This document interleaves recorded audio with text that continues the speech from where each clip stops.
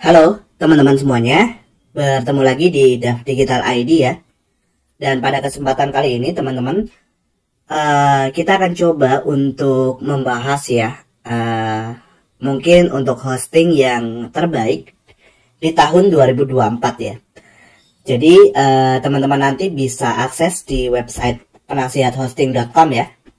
Oh ya, ini bukan website saya ya teman-teman, jadi ini website orang lain ya. Nah, kalau teman-teman ingin membeli hosting dan masih bingung, nanti teman-teman bisa baca reviewnya di penasihathosting.com ya. Nah, ini adalah beberapa hosting yang direkomendasikan atau tepatnya yang sudah diuji coba secara langsung oleh tim dari penasihat hosting ya. Nah, kita akan lihat teman-teman ya. Jadi ada beberapa hosting yang direkomendasikan. Tapi sebelum itu kita coba lihat dulu ya, apa saja sih yang dilakukan oleh tim dari penasihat hosting ini untuk melakukan atau menentukan hosting terbaik di 2024 ya. Oke ya, kita coba buka. Jadi ada beberapa sorry. Ya, kita coba buka ya teman-teman. Nah, di sini ya. Ini ya. Anda akan menemukan lebih banyak detail tentang perbandingan masing-masing provider share hosting ya, yang kami review, mencakup aspek-aspek penting. Jadi ini aspek-aspek yang di tes ya oleh tim dari penasihat hostingnya, yaitu untuk rata-rata uptime ya, kemudian load testing dan layanan support. Jadi 3 hal ini yang dites oleh tim dari penasihat hosting. Nah, kita lihat lagi teman-teman ke halaman ini ya. Nah, kita akan lihat bahwa saat ini di bagian atas ini ada 2 hosting terbaik ya pada update Juli 2024. Nah, mungkin kalau teman-teman bertanya kenapa hanya ini, saya pernah baca sih teman-teman ya. Sebenarnya kalau kita lihat mungkin di perbandingan tahun-tahun lainnya, itu ada hosting-hosting yang masuk teman-teman, maksudnya hosting lainnya. Tapi karena mungkin mereka ada hal yang maksudnya dari sisi hostingnya ya, mungkin ada hal yang buruk ya, misalnya layanan support yang masih buruk saja dari tahun ke tahun dan tidak diperbaiki, maka tim dari penasihat hosting tidak lagi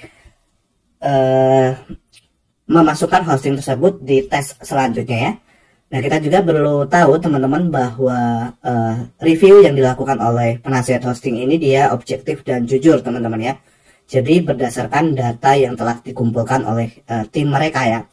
Jadi bukan hanya katanya ya, tapi mereka sendiri yang mengetes ya, baik dari sisi kecepatan, load testing ataupun support gitu ya.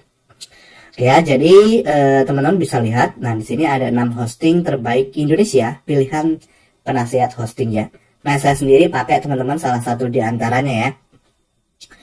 Yang pertama kita lihat di sini ada Domainesia ya. Nah, Domainesia, mungkin kalau teman-teman sudah belajar web atau sudah cukup lama berkecimpung di website, ya pasti tahu ya hosting ini. Salah satu hosting yang cukup lama teman-teman berdiri ya, mulai dari tahun 2009.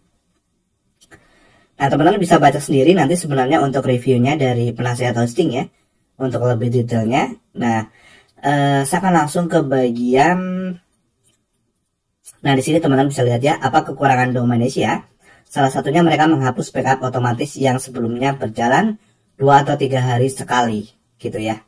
Nah, teman-teman, di sini perlu saya tekankan ya, bahwa untuk ini adalah untuk video saat ini ya. Maksudnya tahun 2024 atau tepatnya ya saat ini ketika saya buat. Jadi misalnya beberapa bulan kemudian atau tahun kemudian ada hosting-hosting lain yang lebih baik, ya berarti hosting tersebut ya memang melakukan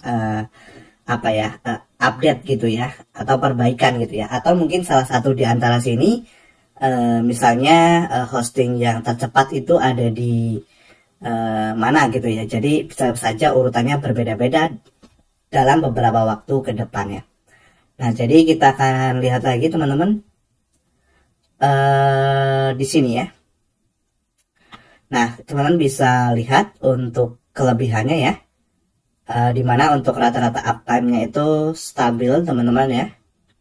Jadi uptime itu artinya sering down atau tidaknya gitu ya, sekitar 99,89%. Ini tahun 2024 ya, tepatnya pertengahan tahun 2024.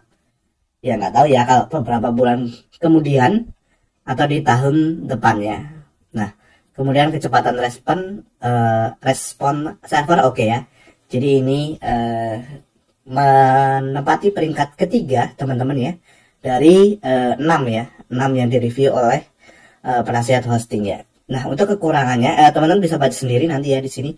Dari segi support untuk Domain.nya ini memang cukup responsif sih teman-teman ya. Artinya cukup cepat. Karena saya pernah beli, saya pernah pakai juga. Walaupun bukan untuk project ya, hanya untuk tutorial gitu aja. Itu memang dari segi responnya cukup oke teman-teman Domain.nya ya. Nah, kemudian untuk kekurangannya ini ya, backupnya tidak setiap hari ya misalnya. Nah, ini untuk prosesornya hanya di paket tertentu ya, tidak bisa login cPanel. Iya, untuk cPanel dia tidak bisa diredirect langsung dari member area ya. Jadi cPanelnya itu dikirim sendiri aksesnya melalui email teman-teman ya. Jadi harus cara manual. Nah, ini untuk waktu respon penanganan error, saya belum pernah mengalami ini ya, karena ini tim dari penasihat hosting, pastinya mereka mengetes hal ini juga ya. Oke, nah ini untuk kekurangannya ya. Kemudian yang lainnya teman-teman bisa baca di sini ada hostingan ID. Nah, untuk hostingan ID sendiri teman-teman saya pribadi pakai teman-teman, baik untuk project saya sendiri ya, maksudnya untuk web saya pribadi atau web-web preview gitu ya, atau untuk klien juga kadang pakai dari hostingan ID ya. Oke ya, teman-teman bisa baca sendiri nanti di sini. Nah, untuk kelebihannya ini ya teman-teman, uptime-nya memang cukup bagus ya teman-teman, jadi jarang sekali terjadi down. Kemudian nah di sini untuk respon servernya cukup oke ya teman-teman. Jadi saya pakai untuk web-web yang cukup berat ya sebenarnya, seperti ada sistem WooCommerce gitu ya, kemudian CrocoBlock gitu ya, itu cukup bagus ya untuk servernya ya. Nah, kemudian untuk yang lainnya misalnya kekurangan. Nah, untuk kekurangan teman-teman ya, memang ini ya kekurangan, dan salah satunya adalah support yang menurut saya pribadi masih cukup lambat kalau dibandingkan Domain.nya ya. Artinya terkadang di jam-jam tertentu teman-teman mereka itu sedikit lebih lambat ya. Saya pernah mengalami beberapa kali sih ya di hostingan ID itu, biasanya di jam 7 pagi 6 sampai jam 8 pagi itu mereka akan sedikit lambat ya. Tapi biasanya setelah itu akan lebih cepat untuk responnya ya. Ya mungkin di luar jam kerja ya Mas Ian sebenarnya. Nah, itu sih ya teman-teman kalau dari pengalaman saya pribadi. Kalau kendala secara umum pakai hostingan ID, mungkin saya pakai beberapa tahun teman-teman. Tapi untuk kendala secara umum yang cukup besar itu baru sekali teman-teman ya. Mungkin sekitar beberapa bulan yang lalu, di mana ada terjadi kegagalan penyimpanan kalau tidak salah ya. Jadi website yang saya update sekitar 1 bulan atau beberapa minggu ya, itu hilang teman-teman. Jadi di restore ke backup sebelumnya. Nah itu ya, tapi itu baru sekali ya teman-teman. Sebelumnya belum pernah terjadi ya. Ya mungkin kendala kecil saja teman-teman untuk sebelumnya ya. Misalnya seperti jaringan server yang down gitu ya. Tapi untuk yang lainnya sih oke ya. Nah, untuk kekurangan kelebihan teman-teman bisa cek sendiri. Nah, untuk yang lainnya ID Cloud Host ini saya pribadi hanya pakai untuk tutorial teman-teman, dan waktu itu pakai paket yang paling rendah ya, itu udah cukup lama sebenarnya teman-teman ya, mungkin sekitar 1 tahun yang lalu ya. Untuk paket rendah itu kalau untuk menjalankan web seperti WooCommerce itu terasa sangat berat ya di ID Cloud Host. Tapi waktu itu ya, nanti teman-teman bisa coba sendiri lagi sebenarnya ya, karena juga tergantung dengan paket sih ya teman-teman.